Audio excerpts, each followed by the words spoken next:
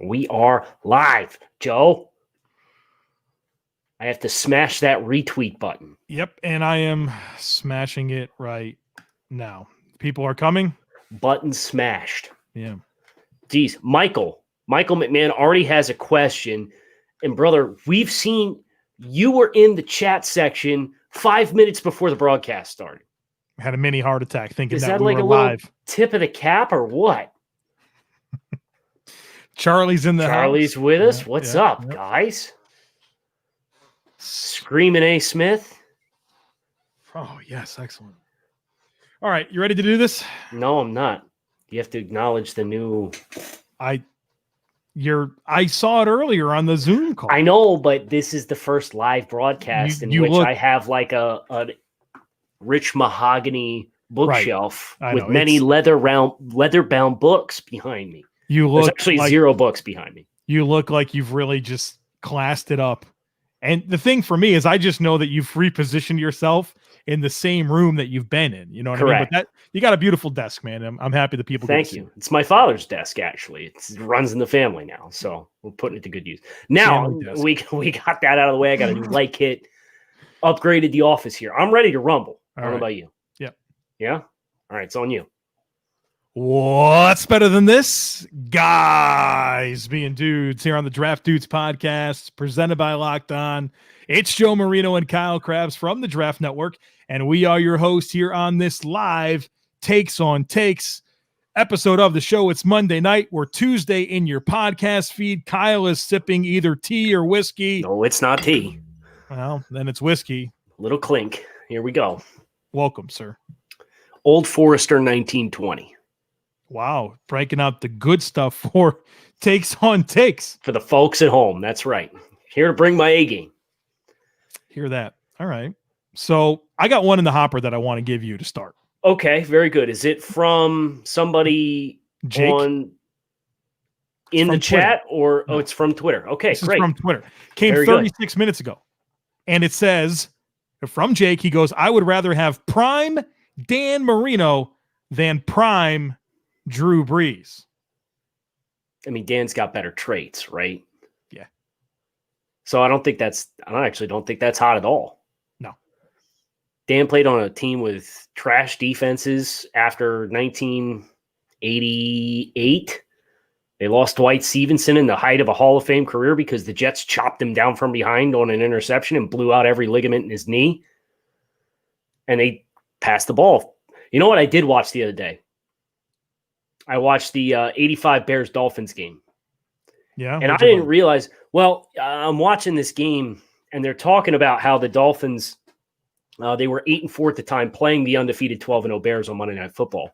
Somewhere in the comments, Paige DeMacos is probably losing her minds right now talking about the 85 Bears on this show, but the Dolphins won the game. They talked about how the Dolphins would get out to these leads and they couldn't hold them. And I'm watching them play the 85 Bears. And they're up 21 points in the third quarter of this game, and they're coming out gunning first, second, and third down, 3 and outs. And it's like, well, gee whiz, I wonder why you can't hold any. But like, that's the double-edged sword of playing with Dan Marino in that era, right? Yeah, I want to see Dan Marino in today's NFL and see what type of shredding he does. It will be fun. All right, well, I want to get that out of the way. Go ahead, serve him up, Kyle. Oh, like we got one here on the screen here. I'm waiting for you to acknowledge. No one cares, Paige. Well, Paige says we won the Super Bowl, though. You know, what does J-Rod have? He's a Panthers fan. What does he care about this discussion? Yeah, I don't think he's got any horse in the race, does he? I don't know. Yeah, I wouldn't mess with Paige. He's one of the 3 people I'm afraid of on the earth. So, all right, here one. Charlie Gross, take. Pat Mahomes will win more MVPs than Josh Allen, but Josh Allen will win more Super Bowls than Patrick Mahomes. Joe, you'd probably just kill for a playoff dub. Yeah, I'd like one of those first. Haven't happened since 95. It was funny on Locked On Bills. I got a question about how many playoff wins I think Sean McDermott will have over the next 6 years because he signed through 2025 now. Right. And the guy said, do you think it could be between 5 and 7? And I'm like, Let's look at Mike Tomlin, right? Mike Tomlin's been the head coach of the Pittsburgh Steelers since 2007. He's never had a losing record. He has had Big Ben, right? The guy's got 8 playoff wins, and he's been to the Super Bowl twice. Playoff wins just don't happen, right? I mean, they're pretty rare. And Pat Mahomes already has an MVP and a Super Bowl. And I mean, so Josh would have to win 2 Super Bowls to have more than Pat, right? So you're talking a minimum of 6 playoff wins for 2 Super Bowls. Right. I don't know, man. That's unprecedented territory. I'm not ready to agree with that. You see one of these, you got a name here from a take you want to give me? I have my bullpen here. Okay, well, give me another bullpen. All right. Here we go. What about, we got an email question. You have that one? No, it's a save for a would you rather. Don't worry about that. Okay. This one comes from the Sports Nut. He says, I have a spicy take that I want to give you guys. If Teddy Bridgewater looks promising under Joe Brady, the Panthers should at least consider Penei Sewell, the Oregon left tackle, considering the state of their left tackle position. Remember, Russell Okung, he had the blood clots last year, missed the season, thought about opting out, and then he left practice early today with a trainer, didn't return, and nobody knows why. This is not a bullpen question. I have it right here on the screen. Well, it's both a bullpen. This is very confusing. I have it on Twitter. It came through 3 hours ago, and it's also on the screen. All right. He wanted the take given. Yeah. Define promising. I think that's Joe. How promising does Teddy? Teddy's got to get you 500 plus this year. Yeah, and I know wins aren't a quarterback stat, but 37%. That's the level. Bruce exclusive, right? That's what he's on the math item for hours. 37% of quarterback stat.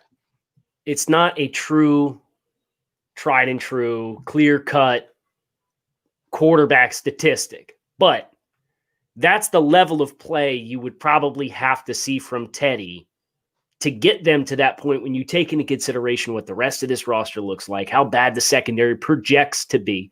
I say projects because they still play the games. But unless I'm Carolina and I'm not in a position to take a quarterback because Teddy plays that well, yeah, I'm taking one. There is such a, if I could ever have one problem as an NFL head coach or general manager, it would be having too many good quarterbacks on my roster. If you have 2, then you don't have 1. You know what I mean? You've heard that before? Yeah, but it's different if one of them's Trevor Lawrence. Right. Okay. Let's see. Let's get some non-AFC East takes in here. Well, shoot. Here you go. There's one from our good friend Tehran. Tehran is a good friend. He's the man. Covers the Titans up at ESPN. And anytime we get a chance to talk ball with Tehran, it's a blast. So, Joe, Tehran wants to know your take on Jeffrey Simmons, the defensive tackle, who prompted, in some part, the movement of Jarrell Casey, which you've been very upset about. Imagine a takes on takes episode where we don't talk about the Titans trading Jarrell Casey. Yeah, I think Jeffrey Simmons is outstanding. The only reason he wasn't a sure top 10 pick last year was because of the ACL tear. And credit to Tennessee, they got this guy ready to play much sooner than I anticipated he would be available, and played well. Really flashy playmaker in really unusual circumstances where, even though he was healthy, he didn't have the same preparations for that rookie season, but still came in, had an impact, showed enough for that team to move on from Jarrell Casey. And I think that he's a do-everything type guy up front. He's an explosive pass rusher. He's stout against the run. I mean, he has the makeup of being a high-caliber, playmaking defensive tackle for years to come. And so, him sliding down the board because of that ACL tear wound up being, I think, something that we'll look back on and give Tennessee a lot of credit for pulling the trigger and getting a big-time impact playmaker. Tehran is here to report that he had a all-capital letters day at practice today.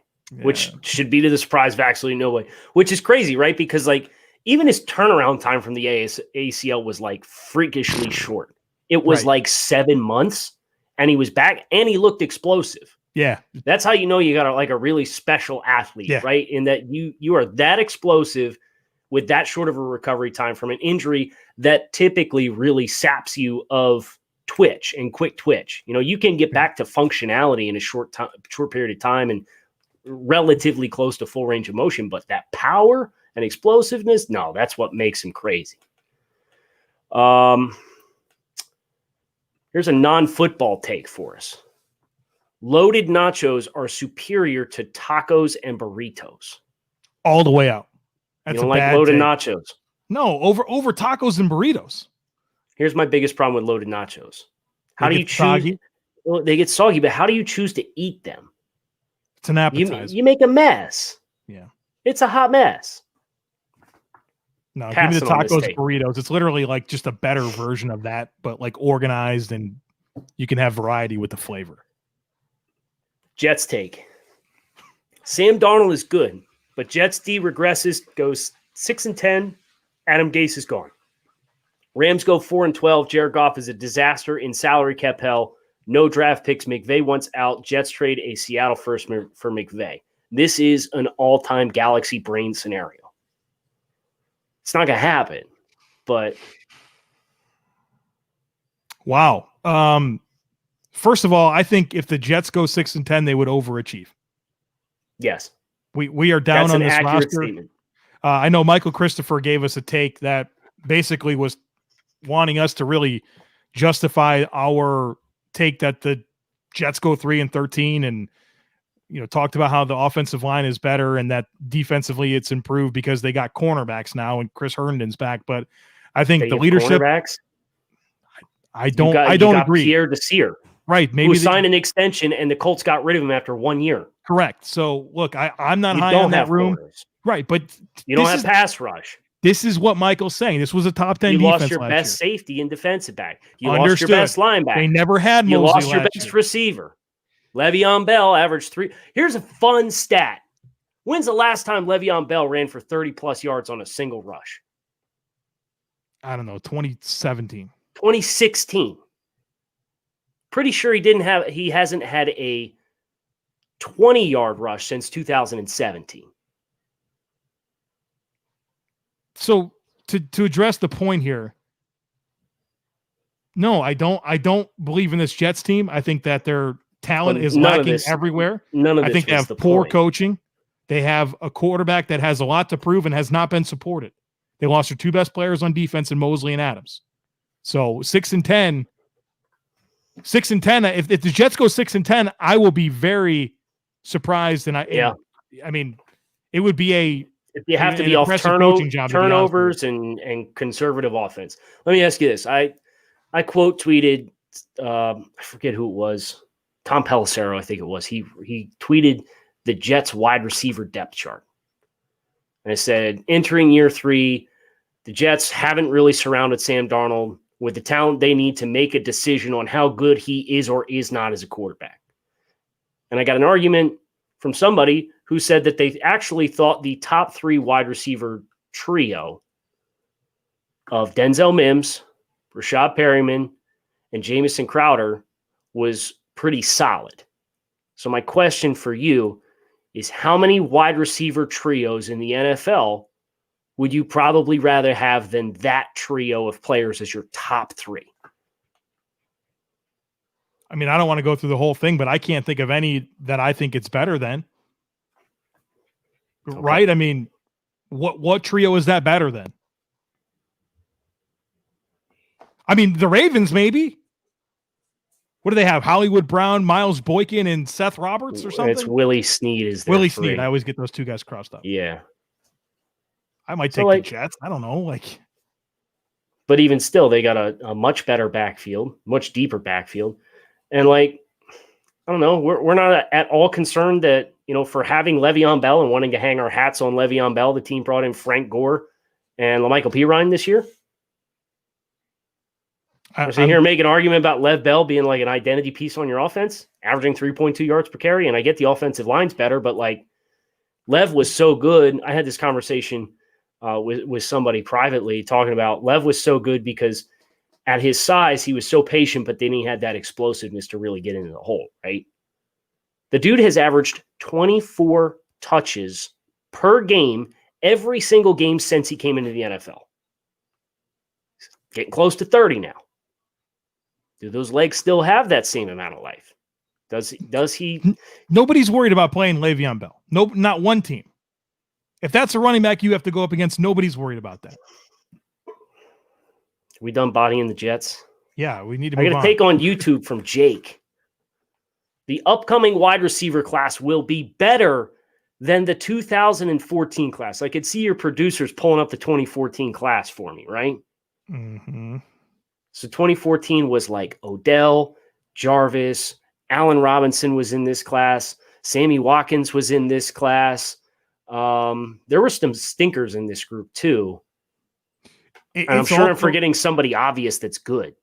Yeah. So 2014. Mike Evans was in this class. Sammy Watkins, Mike Evans, Odell Beckham, Brandon Cooks, Calvin Benjamin, Marquise Lee, Jordan Matthews, Paul Richardson, Devontae Adams, Allen Robinson, Jarvis Landry, John Brown.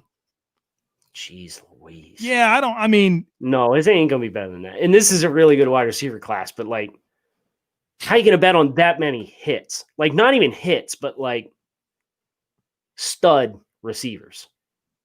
Pour one out for Calvin Benjamin. Any of those guys play for the Jets? No, the Jets. The Jets drafted 2 receivers this year: Jalen Saunders and Shaq Evans. And Jalen Saunders had such fun tape, but he was like what, 170 pounds soaking wet? Yeah. Then they drafted Devin Smith, number 37 overall in 2015. Yeah, that one hurt. Couldn't stay healthy. 2015, pretty bad receiver year. I know that there was redeeming picks in Cooper and Devontae Parker now, but like overall, when you early had picks. Kevin White, Nelson Aguilar, Brashad Perriman, Philip Dorsett is your other first round receivers. We're talking about Kevin White on the podcast in 2020. Dorial Green Beckham is a bust. Devin Funchess, Tyler Lockett, good pick. The Dorial Green Beckham hype was one of the weirdest hype trains I can remember. Yeah. And maybe it's because I wasn't plugged in as closely to like the fantasy community, and that seems to be such a big driver for some of the narratives of these wide receivers. So I don't know if Dorial Green Beckham had like some of those metrics that the fantasy genre likes to use and reference that stood out, but like I thought he was a big, fast guy that ran straight and like not like DK Metcalf either. So here's another 2020 wide receiver take, Joe.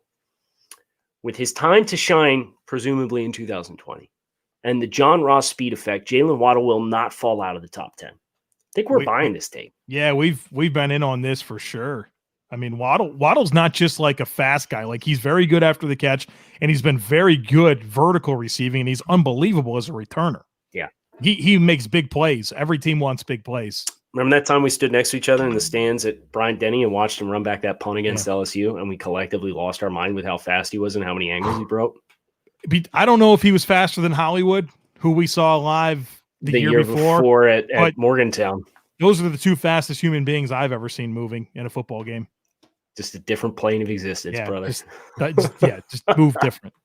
You want to dig into this take for Charlie Gross, who's been on fire thus far tonight.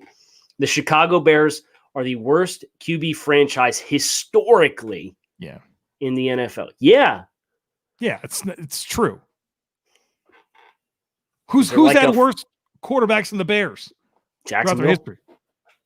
Mark Brunell. Mark Brunell is better than anything the Bears have ever had at quarterback. Paige, come back me up, please. She would have killed for Mark Brunell at any point in the Bears' history. Who's your favorite bad Bears quarterback? Mine was Rex Grossman. I want to say Rex Grossman. I need to look at the history. Bears all-time passing leader. Jim McMahon's up there too. He's fun. So, this has got to be single season. Wait, this can't be real. The all-time leading passer in Chicago Bears history is Jay Cutler. Yeah. What do you have, 3,800 yards or something like that? 23,000 yards for his career passing. 23,000 yards for his career. Sid Luckman, Jim Harbaugh, Jim McMahon, Eric Kramer. Mitch Trubisky's 8th. There you go. Hey, if Mitch Trubisky starts the entire season for the Bears and he throws for 3,500 yards, I know I'm doomed. I've doomed this segment because I'm asking you to do math. He's in the top 5 all time. He's in the top 5 all time. Because number 4 is 11,203. Terrific. Yeah. My favorite Bears quarterback of all time, it's a tie between Kyle Orton, All right. Just because Kyle was, he was fun. What a personality. This guy's unbelievable. Was he like the Ryan Fitzpatrick before Ryan Fitzpatrick was Ryan Fitzpatrick? But like the opposite in terms of leadership. And then Shane Matthews, man. Shane Matthews, pour one out for his days in Florida, man. He was a good player. Shane Matthews. Didn't he end up at the AFL? Shane. Yeah. Maybe. I know when Spurrier went to Washington, he went there for a minute. Or am I thinking of Shane Stafford? I don't think Shane Matthews went there, but I could be wrong. How about this take from Corey Kanaan? This one's spicy. Spencer Brown, Northern Iowa. Best FCS offensive tackle eligible this year, not Dylan Radunz. I think we got to defer to Dre here. Dre likes Radunz better than Brown. He likes them both. He does. Now, I think when we did our summer assessments of these players, Brown came out with, I think, early day 3 grade, and Dylan Radunz came out with a top 50 grade. So, in having these conversations and these studies and having seen a little bit of Radunz myself to watch Trey Lance, but not having done the full-on deep dive, I'm going to trust Dre. Dre scouted 7 years for the Chiefs. Man knows what he's talking about. He's such a joy to work with every day. I think I'd settle with Dre. Oh, man. Kyle, this is a take from Hunter. Kyle looks like a young John Malkovich in his Twitter profile. Can't change my mind. Let me look up what John Malkovich looks like. No, don't look at young. Look at young. Don't look at old John John Malkovich. Put 10 people in front of me and say one of them's John Malkovich, and I couldn't tell you which one he is. Oh, boy. What is... Jeez. Are you looking at old John Malkovich? I don't know. I just typed in John Malkovich. And you got to do young John Malkovich. Oh, boy. This guy Malkovich hasn't aged well. Oh, look who it is. Jay Reed. Jay Reed. What's up, brother? What's up, man? That's a good take. Okay. This guy looks a little bit like you, this young John. Very handsome. Oh, you just got to work on the aging process here, Kyle. You'll be fine. Yeah, Malkovich has not aged well. Yeah. Here's one. Fritziness. We're going to chase Jordan out here real quick. The Packers have the best history of wide receivers in the NFL. I don't think so. Who am I missing here? They've had good players, but like all-time greats? It's Sterling Sharp with Favre. They had Donald Driver. They had Jordy Nelson. They had James Lofton, Hall of Famer. Yeah. Okay. Wait. Don Hudson. Antonio Freeman. Greg Jennings. Greg Jennings put the team on his back. Do you know what that's from? No. It's that video of that guy who was playing Madden, and Greg Jennings broke his leg in the game, and he subbed him back in, and he's out there limping, and he ends up catching a 70-yard touchdown catch and run. And this guy's narrating the entire time he's playing the replay of Greg Jennings limping with a broken leg. He said, "Greg Jennings put the team on my back, though." You've never seen this? Yeah, not a clue, man. Oh Lord, this is a lot of depth, man. For with their team, they've got 3 guys with over 8,000 career receiving yards, 5 with over 7,000. It's pretty impressive, man. I don't know if that's normal or not, but I'm impressed with it. We have some clarity on the Dorial Green Beckham high school height. Must have been a highly recorded. Okay. Darren Sharper. What about him? It's from the Greg Jennings video. Okay. Darren Sharper, one of the hardest hitting safeties in the league. I wish I had a clue what you were referring to here. Seek Codon. Josh Rosen will start as many games for the Dolphins this year as Tua will. Are we assuming Tua starts one game? And I don't think Rosen plays it down for the Dolphins. You see that deep ball he threw today at practice. Look. How much? I didn't see it, but I can only care so much about these plays. It was pretty in practice. Yeah, I have committed myself to not overreacting to any practice reps this year. I will not do it. I mean, I've paid attention to the Bills plays that I've seen come through. It's oh, great. John Brown caught a deep pass. Stephon Diggs hit a deep pass. I don't know. Were they covered? Oh, well, Diggs beat Trey White. stacked him on the inside and separated, and Josh hit him for a deep one. There's a take from Mitch. The NFL is trending back to the running game and is already showing signs even aside from the Tennessee Titans. This is an interesting take and should be an interesting conversation here. I was listening to Move the Sticks podcast. Great podcast. Over the weekend, Daniel Jeremiah, Bucky Brooks, and they talked about how if you can just run the football, well above average, and you can stop the run, you can get to 9 wins. That's your ceiling. You need the other stuff to double digits. Yeah. So I think it's a winning formula, but it's somewhat capped. So let me ask you this. Do you agree with the concept that the NFL is trending back to the running game? No. I think the NFL is trending to more option-oriented offenses. Right. Binary reads. And that could mean more involvement of the quarterback in the running game. I think that's an element that matters, but I even think it extends beyond that. I think about, have you ever watched the Doug Peterson NFL Game Pass session? No. He talks about RPOs, and he talks about the way that they've structured their RPOs. And there's always a very basic box count formula. And this was, I think, after the 2017 season. But it's pretty much you get a box count beforehand, and it's pretty standard RPO stuff. You got a numbers advantage in the box, you give the ball. If they stuff the box, then you look to that outside linebacker / safety, whoever's on the hash. You look to put them in conflict. You'll run a bubble slant. Philly like to run bubble slant off of it. And they just read the flats. I think that they always say take what the defense gives you. And if you run RPOs, and Philly ran RPOs on over 30% of their pass attempts last year. If you constantly run RPOs, you are constantly giving yourself even more frequency and opportunity to take what the defense is giving you.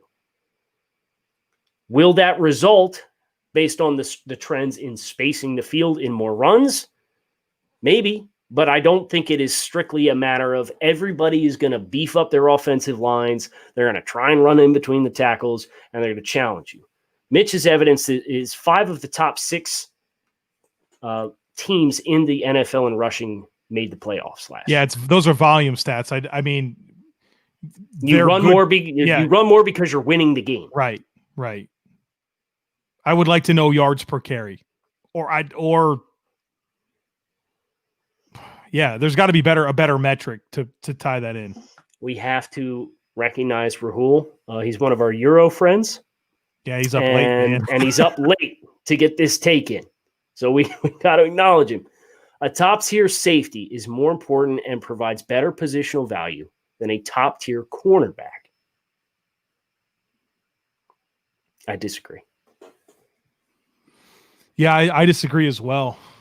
Yeah, I respect safeties. I think that their value in the NFL is higher than ever. I think linebackers and safeties are on the uptick, but you get a guy that you could play in man coverage. You can play combo coverages. You can play man on one side of the field, zone on the other, bracket routes, roll coverage away. I don't know that a safety gives you a really good one-high safety allows you to have more underneath defenders, right, which matters. But that's what I was getting ready to say. The only exception might be like a rare blue chip level single high prowler with sideline to sideline. But those things are unicorns, and it's been like Ed Reed, Earl Thomas at the height of his career, probably not anymore. Like, you don't get those guys. Yeah. And with so much of the game being played in sub, you'll see some big nickels that step in for run defense on the B level of the defense. You see some teams that go for more coverage options depending on how safeties can be more versatile. But I think as far as like pure volume or pure value in shutting down a single portion of the field and playing lockdown, and you got the ability to put clamps on guys in one-on-one and know I'm gonna play in your face. and I'm going to man you up.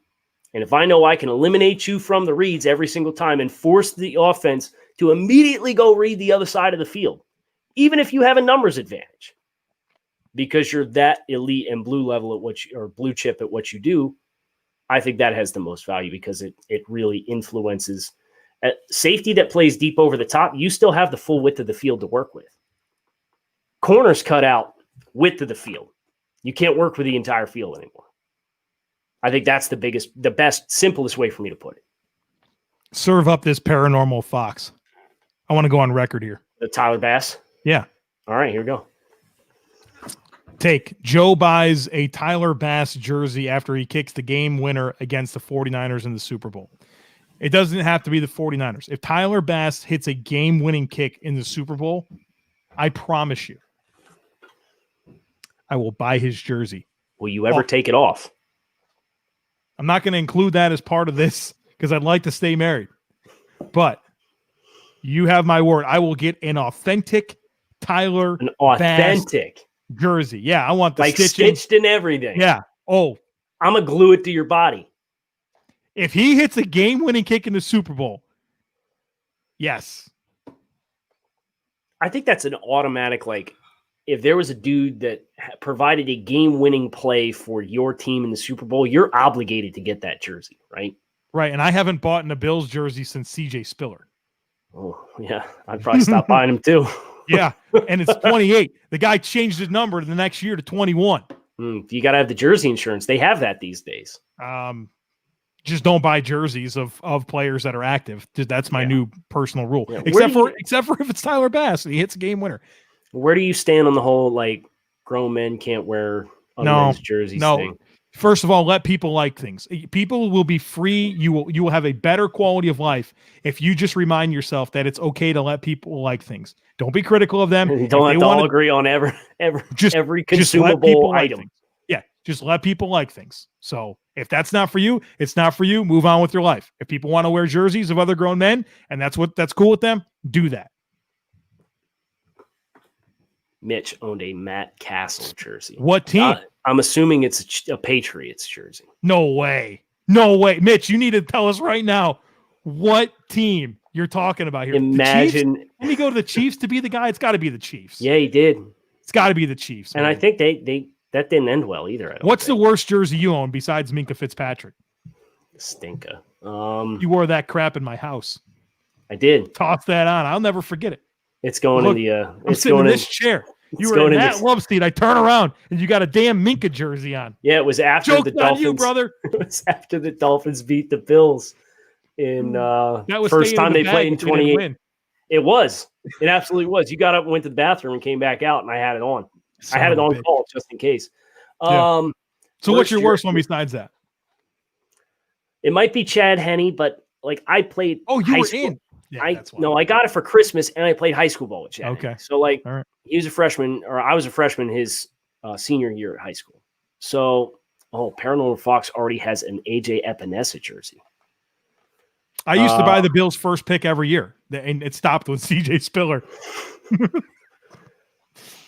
I'm pretty sure I got Ricky Williams for my birthday one year, and then he retired in July. Oh, like he didn't? That was the first retirement? Yeah. Did he retire a couple times? Yeah, he retired in like 2002, like the day before training camp started. And the Dolphins were like 19 and I don't know, they went 10-6 and then 9-7, like his first 2 years on the team. And he carried the ball like 900 times because Dave Wannstedt was like trying to run him into the ground. But I still think Ricky Williams, from like a historical perspective, is a respected Dolphin. You know what I mean? It's accepted now, but like imagine you're the Dolphins and you trade like a 1 and a 2 and all the other shit that they traded for Ricky. He plays for you for 2 years and then retires. And you're like 12, right? It's 2002? Yeah. I still got that one upstairs somewhere floating around. Might have to break that one out on the show. Are we done? We done here? I'm not satisfied with your bad jersey purchases. Well, Minkah's bad, right? And now, like in all things considered, I just gave you Chad Henne and Ricky Williams after you didn't retired. Buy it. You got to buy it. You can't just like the worst jersey I bought. Oh, I know exactly what you're baiting on. No, I'm not. But now that it's in my head, this is also very good. Go ahead, get it out there. I have the picture. All right. So I Put it on my really liked Nelson Aguilar coming out of USC. You also really like whiskey. Yes, I do. So we went to a concert, me and my future wife, at Lincoln Financial. It was What concert was it, Kyle? Summer country concert. Kenny Chesney? Didn't enjoy any of the music. Luke Combs was there, brother. You knew you enjoyed That's why I drank so hard. Okay. And I got plastered at the Link and went into the fan store and bought a Nelson Aguilar jersey, impromptu drunk purchase on the spot. So you have Aguilar and you have Minka Fitzpatrick. Yeah, those are my last two jersey purchases. Don't buy another one. I'm not satisfied with your bad jersey purchases. I'm extremely satisfied. Kyle, I say you order a Tua jersey right as soon as the show ends. Get a Tua. No, I thought about it. Oh, yeah, here we got one. Oh, no. Webb bought a Malik McDowell jersey. Yeah, that's never bad. Played a snap. He was the first pick for Seattle that year, right? We have to give Jeff Risdon props, right? Yeah, Jeff said, yeah. Jeff told us. Jeff Risdon said when he was drafted, Malik McDowell will never play a snap in the NFL. Now, nobody could have foreseen the fact that there was an ATV accident. Jeff totally lucked into it. Stuck out with me. I was waiting for it. I was waiting to cash in on Jeff. Be like, oh man, he played a snap. Didn't happen. Never happened. Now we done? You got what you wanted? Yeah. You got the satisfaction of outing the drunk Nelson Aguilar purchase 2 years ago. And it was when he was coming off like that or his best year. Mm-hmm. Because like Philly fans hated Nelson. I think they did. And then he had like a good season, and then he went back and he was bad again. And like that's when the videos came out of like the dude was talking about the burning house or whatever, and they were tossing stuff out the window or whatever. Mitch isn't convinced that CJ Spiller's your worst. My worst? Yeah. I think it is. I'm not a liar. I never bought any of those bad quarterbacks the Bills got.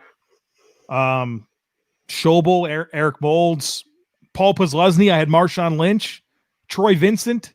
Is that a bad Bills jersey purchase? Maybe a little bit. I got T.O., but I mean, so That's should everybody. A bad one. No, T.O. is not a bad one. I knew it was 1 year, but I could get Terrell Owens on the Bills, brother. I was pumped. Did you get your Antonio Brown? No. You want to know why? Because he never became a Bill. He was, though. He was for about 3 hours. It's the weirdest 3 hours of my life. You went through like the full 5 stages of grief and then excitement. You have to. In a very short amount of time. Listen, we're done here. Yeah. Kyle Krabs, Joe Marino, thanks as always for tuning in to the Draft Dudes podcast. We did it live tonight. We do it live every Monday night at 8 o'clock. We do it every Thursday night live at 8 o'clock. YouTube, Facebook, Periscope, The Draft Network. Look it up. Check it out. Come on and see us. Thanks as always for watching. Thanks as always for listening. If you're catching this on Tuesday, why don't you come back and see us again sometime?